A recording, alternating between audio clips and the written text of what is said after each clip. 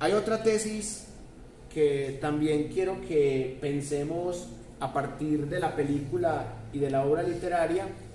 Cóndores no entierran todos los días, que aquí también la tenemos, y es cómo nace ese concepto de los pájaros, que también ha dado para grandes debates. Se les empieza a llamar pájaros precisamente por la interpretación que hace ahí doña Gertrudis, que es totalmente histórica. Son pájaros porque son muy rápidos para matar. Matan al enemigo y se van volando, se esfuman rápido. Son sicarios de exterminio que asesinan rápido. ¿Por qué le dicen a León María Cóndor? Porque es el pájaro más rápido, es el jefe de los pájaros.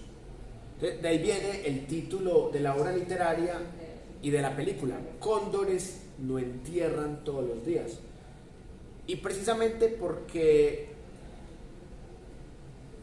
tumbar a don León María era muy difícil, porque él posaba como un hombre que defendía sus principios, que era correcto desde la moral, que era correcto desde la religión. Entonces él manejaba una doble cara, o sea que en el día era un conservador devoto, pero en las noches era un mafioso. El actuar de él era como el de cualquier mafioso, como mátame a este, mándale una amenaza a aquel, métale un sustico a este. Y ustedes se preguntarán que por qué él no mandó a asesinar a Gertrudis, porque la respetaba demasiado. Gertrudis Potes era una gran líder sindical, entonces él no era capaz como de mandarla a matar. O sea, él llega al punto de amenazarla con un papelito, y llega doña Gertrudis y le entrega el papelito al sacerdote para que el sacerdote haga la denuncia. El sacerdote se hace el bobo y dice: no, estamos en la misa. Entonces, cuando hubo la masacre contra la familia conservadora al inicio de la película, que todavía estaba el gobierno liberal, que seguramente era el gobierno de Alberto Lleras, que era un gobierno en el que estaba terminando el gobierno de López Pumarejo, porque este había renunciado. Cuando se da esta masacre tan interesante de la Resolana, digo interesante para analizar, porque es una masacre ficcional.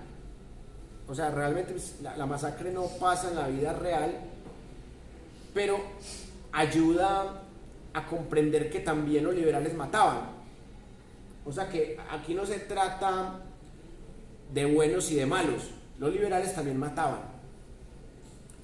Y cuando los liberales eran mayoría, los que más mataban en el pueblo eran los liberales, aprovechándose que eran mayoría. Entonces, cuando doña Gertrudis Potes le pasa el papelito al sacerdote, el sacerdote la ignora, y claramente porque el sacerdote está defendiendo unos intereses politiqueros. Si fuera una amenaza contra una conservadora, ahí sí de una el sacerdote decía: vea, estos desgraciados ateos y masones han amenazado a nuestra feligres. Pero como era liberal, no, estamos en misa. Entonces miren que la película muestra unas cosas bien interesantes. Pero sobre este tema de los pájaros, yo quiero resaltar un verbo muy interesante, porque de cierta manera nos conecta con temas más contemporáneos o más coetáneos, que tiene que ver aquí con este punto número 3,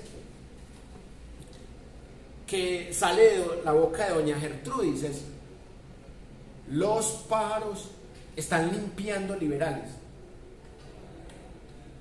Y cuando ella dice eso, está queriendo decir que los pájaros están haciendo una limpieza social a los liberales, porque los pájaros consideran que los liberales son la escoria, los cachiporros, la chusma. Cuando ustedes se ven ese programa de humor, El Chavo del Ocho, que doña Florinda, que es una persona pobre, pero que humilla a don Ramón, que es más pobre que ella, el complejo de doña Florinda, doña Florinda le dice a su hijo Kiko, no te juntes con la chusma. Y entonces Kiko le dice a don Ramón, chusma, chusma, chusma.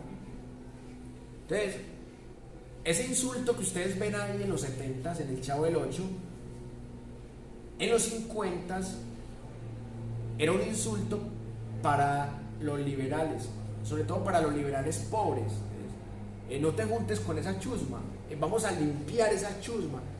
Aunque en esa época, más que chusma, se les decía cachiporros, pero también a estos grupos como los pájaros se les llamaba antichusmeros, porque eran los encargados de limpiar esa chusma.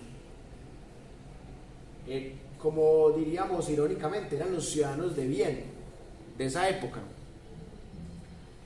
Y por eso doña Gertrudis lo dice de cierta manera con ironía, como es que estos pájaros están limpiando.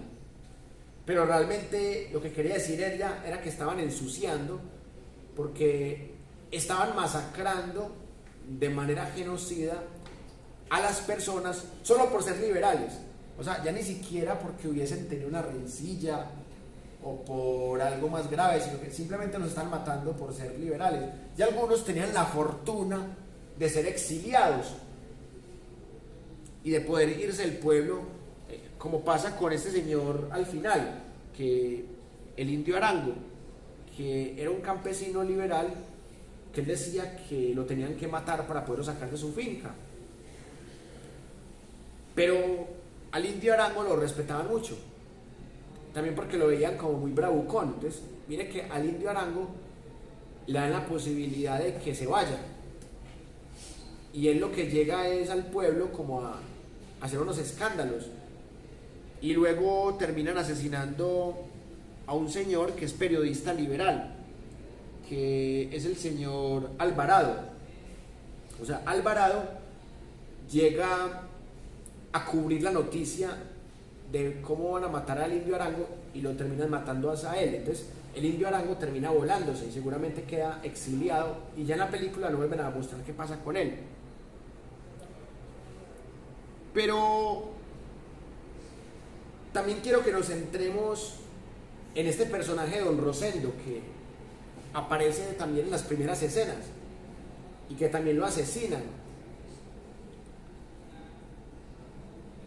Los del status quo, los conservadores, empiezan a decir, no, a don Rosendo no lo mataron por razones políticas. O sea, tratan de ocultar las verdaderas razones, mientras que los liberales se dicen entre ellos, no, es que a don Rosendo lo mataron por no tener pelos en la lengua, porque siempre le cantó las verdades a los conservadores.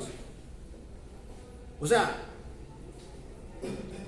no importa que estos conservadores fueran mayoría, pero don Rosendo siempre les cantó la tabla cuando éramos mayoría y ahora que somos minoría. Entonces, la muerte de don Rosendo hace parte de ese proceso de limpieza que se ve en la película. Y también hay un tema muy interesante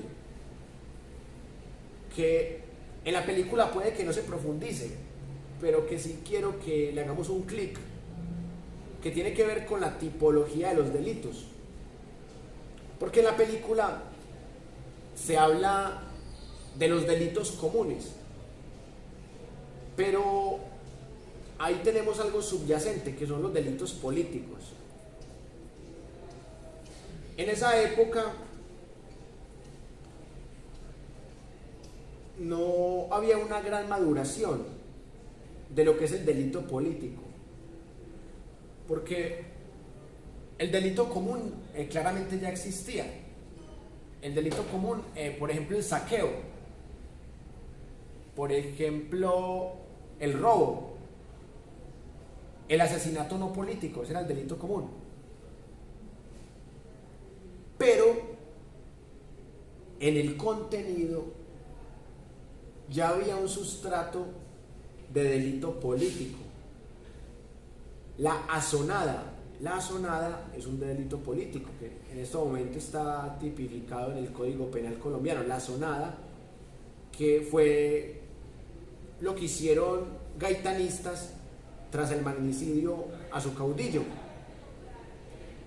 Y eso fue lo que logró dispersar León María, una asonada, que ese concepto lo mencionan ahí en la película. Si ustedes buscan en el Código Penal colombiano vigente, se van a dar cuenta que hay una buena variedad de delitos políticos. Está el delito de la asonada, el delito de la seducción, el delito de la rebelión. Y estos delitos tienen una característica, y es que suelen ser amnistiables e indultables. ¿Qué significa eso? Amnistía tiene que ver con el olvido. Indulto tiene que ver con el perdón. O sea que esos delitos pueden ser perdonados y olvidados, legalmente hablando. Socialmente ya es otra cosa. Por ejemplo, en la actualidad mucha gente ataca a Petro con esto. No, es que Petro fue guerrillero. Entonces, cuando dicen que Petro fue guerrillero, tratan de quitarle votos. Y ahora que es presidente, tratan de desprestigiarlo. Es que Petro fue guerrillero. Entonces, desde el punto de vista jurídico, la pregunta no es si Petro fue guerrillero o no, porque todos sabemos que fue guerrillero. La pregunta es qué tipo de delitos cometió Petro cuando era guerrillero. Y a Petro se le comprobaron delitos políticos, delitos como la rebelión, como la asonada, la seducción. De pronto no se le comprobó, pero puede haber cometido también el delito de seducción, que es cuando yo convenzo a otra persona de que se meta a un grupo armado. La asonada, que es el delito más común, que hasta lo puede cometer un campesino que no esté en una guerrilla, porque la asonada tiene que ver con enfrentarse de tú a tú con una fuerza policial o militar o paramilitar. La asonada es cuando un grupo de campesinos se organizan para resistir o para enfrentarse de alguna manera, si sea con piedras, con la policía. Y hay otro que se llama la sedición, otro delito político, la sedición. Y todos estos delitos son amnistiables e indultables, porque no son tan graves en el Código Penal colombiano.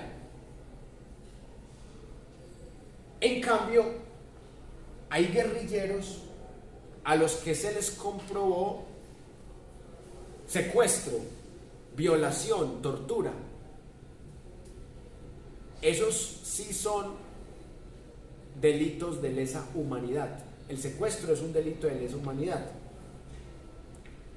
Entonces, pues, es muy diferente al guerrillero que se le pudo comprobar secuestro que al que no. Pero los guerrilleros tienen otra terminología. Ellos dicen, no, pero es que esto no es un secuestro.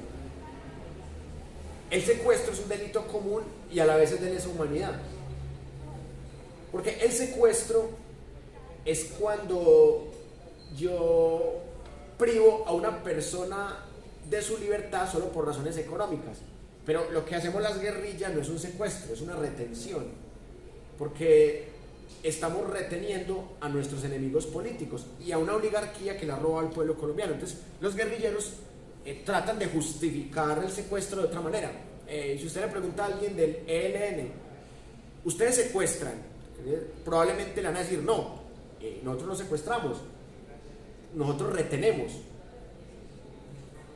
Y si retenemos a un civil es porque es un enemigo político. Y si retenemos a un policía o un militar, también es un enemigo no solamente político, sino que es un enemigo militar. Entonces, ahí hay un gran debate sobre este tema de los delitos comunes. Por eso es que cuando hay un proceso de paz, como el que tuvo Santos con las FARC, hay tantos opositores, incluso gente que ni siquiera es uribista, pero que se opone a esos procesos de paz, porque muchas veces no existe el conocimiento jurídico para distinguir esta tipología de delitos comunes. Y en esta época y en este contexto de la película se pagaba con la vida. Ser rebelde o ser del partido político no dominante era prácticamente una sentencia a ser asesinado. Entonces, al no existir el delito político, al solamente tener conciencia de los delitos comunes, entonces limpiar a liberales era prácticamente hacer respetar la patria y los principios. Entonces, era más grave ser liberal o ser ateo o ser masón que ser un genocida que mataba al otro por pensar diferente. Entonces, por eso mucha gente justificaba las masacres del señor León María Lozano. Y miren que aquí llega esto también, el punto número 16, o sea que ahí le dan la orden de San Carlos, o sea, lo premian. O sea, cuando él es un mafioso, alguien que tiene comportamientos genocidas, antes le dan un premio. Bueno, y así pasa en Colombia, que hay presidentes muy cuestionados que ganan premios.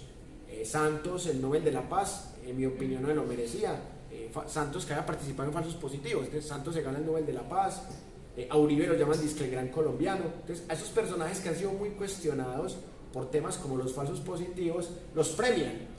Y miren que en la historia de Colombia hay cosas que se repiten por analogía, así no se repitan tal cual, porque la historia no se repite tal cual, solo se repite por analogía.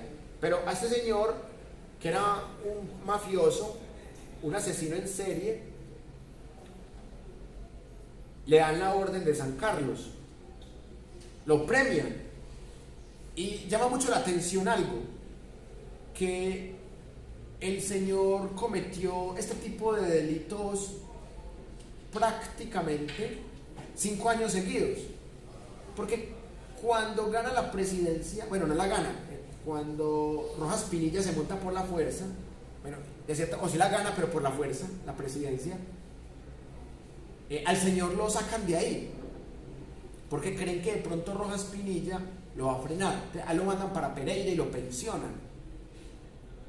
Y ahí es cuando se acaba la película, porque prácticamente se tragan todo lo que pasa en la época de Rojas Pinilla. Lo cierto del caso es que Rojas Pinilla inicia el primer proceso de paz en la historia de Colombia, que es con acuerdos verbales con las guerrillas del Llano, de Guadalupe Salcedo. Entonces, como Rojas Pinilla inicia ese proceso de paz, estos pájaros empiezan a temer, como, ay, madre, ahora será que nos meten a la cárcel. Entonces, muchos de ellos se van. Y a él, los conservadores de una lo mandan para Pereira, para protegerlo. Y los liberales, para el año de 1956, el 10 de octubre, lo encuentran. Y ahí es cuando lo matan, en Pereira.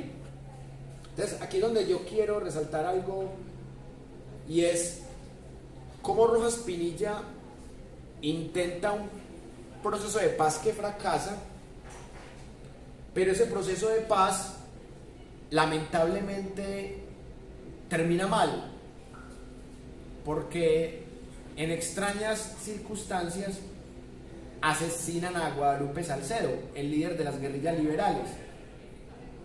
Algunas personas dicen que lo mataron por un escándalo de borrachos, sobre todo desde el lado del gobierno de Rojas Pinilla, pero otras personas dicen que lo mataron por razones netamente políticas. Entonces, miren que en Colombia volvió a pasar eso, cuando asesinan a Carlos Pizarro León Gómez, que era el aspirante a la presidencia por el M-19, que en ese mismo año había dejado las armas. Y por eso también las guerrillas han sido tan desconfiadas, porque en diferentes momentos de la historia les han matado a los líderes. Y eso le quita bastante credibilidad al proceso. El hecho fue que este señor terminó muy carteleado, y sobre todo después de matar al periodista Alvarado. Y llega un momento en donde los liberales también empiezan a hacer masacres. Y cuando llega Rojas Pinilla, la violencia continúa, porque los liberales también se arman. Y al tener guerrillas también tienen la forma militar de hacer masacres. Entonces ya no solamente eran masivas las masacres conservadoras, sino también las masacres liberales. Y por eso ahí hablan de la masacre del Recreo en la película, de la masacre en Bolívar. Y lo delicado es que ya empiezan a matar muchos civiles. Ya no solamente matan a militantes duros, sino que empiezan a matar a gente que no tiene tanto que ver. O sea, empiezan a matar a mujeres, a niños que no tienen nada que ver. Entonces, ahí es cuando esa violencia quintuplicada se vuelve terrible, en donde hay toque de queda tras toque de queda. Rojas Pinilla logra pacificar un poquito el país, pero luego se le vuelve a desbordar, porque en una plaza de toros hay 13 sujetos que se burlan de su hija María Eugenia y ellos manda a matar. Entonces, ahí es cuando el país se vuelve a joder otra vez, porque con el golpe de estado que él dio a Laureano Gómez Castro, que lo estaba representando Roberto Urdaneta, ahí el país se calma un poquito, pero luego llegan otra vez las protestas estudiantiles contra Rojas Pinilla. Le prohíbe al Partido Comunista votar. Es que miren, hasta la época de Rojas Pinilla y desde la época de Enrique Olaya Herrera, los comunistas podían votar en Colombia. Entonces, les quitan el derecho, le dan el voto a las mujeres, pero se lo quitan a los comunistas. Entonces, ahí empiezan unas persecuciones a los comunistas. Entonces muchos liberales terminan volviéndose comunistas, porque dicen, ah bueno, entonces este proceso fracasó, mataron a nuestro líder, entonces vamos a hacer lo mismo que están haciendo en Cuba. En los 60 ya empiezan a volverse comunistas. Vamos a hacer una revolución al estilo Cuba, nosotros también podemos. Vamos a hacer una revolución al estilo Unión Soviética, vamos a hacer una revolución al estilo China. El Frente Nacional, que llega después de Rojas Pinilla y de la Junta Militar, el Frente Nacional reduce un poquito la violencia bipartidista, pero crea una nueva violencia, que es la violencia de la oligarquía liberal y conservadora contra esas células liberales que muchas ya se están volviendo socialistas y que ya quieren tumbar ese poder por la fuerza a como dé lugar. Entonces, ahí es cuando uno se da cuenta que estamos llenos de conflictos divergentes y que la película nos muestra las raíces del conflicto, pero que no nos muestra, por obvias razones, esa